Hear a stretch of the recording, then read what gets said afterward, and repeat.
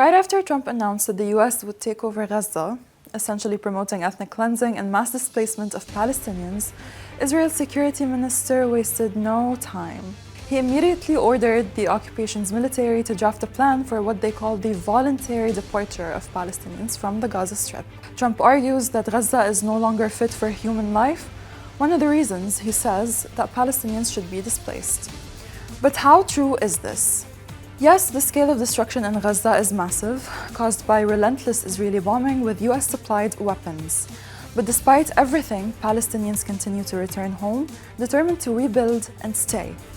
From a legal perspective, international law prohibits the transfer of civilian populations, regardless of the motive. And in this case, we all know that this is not for the benefit of Palestinians. According to the UN Special Rapporteur on the right to adequate housing, if Trump's logic were applied throughout history, London would not have been rebuilt. Dresden would not have been rebuilt. Tokyo would not have been rebuilt.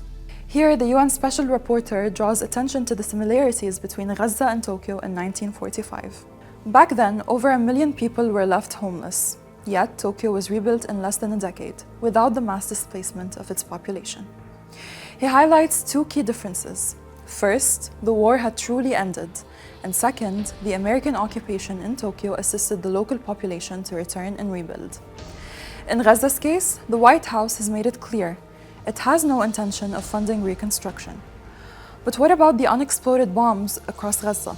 That's another point Trump raised. It's important to note that US private military contractors are already on the ground inspecting vehicles at checkpoints along the Netzarim corridor. But what are they not doing? Removing explosive material which Trump claimed the US would take ownership of and dismantle. Again, experts compare Gaza's situation to post-World War II Europe. Removing and disposing of dangerous armaments there took years, sometimes decades, yet Europeans were never forcibly displaced. Simon Elmont, an explosives expert for the nonprofit Humanity and Inclusion, estimates that clearing Gaza's priority areas alone will take 25 to 30 years. Only a bunch of international disposal experts are working in Gaza, and here's why progress is barely happening. 1. There's a severe lack of equipment and staffing because Israel restricts what enters Gaza. 2. Experts are prohibited from using explosives to destroy unexploded ordnance, which is standard practice. And 3. They've also avoided working with local police because Israel has repeatedly targeted them. The UN reports that the number of aid trucks entering Gaza has increased from an average of 100 per day to as many as 900.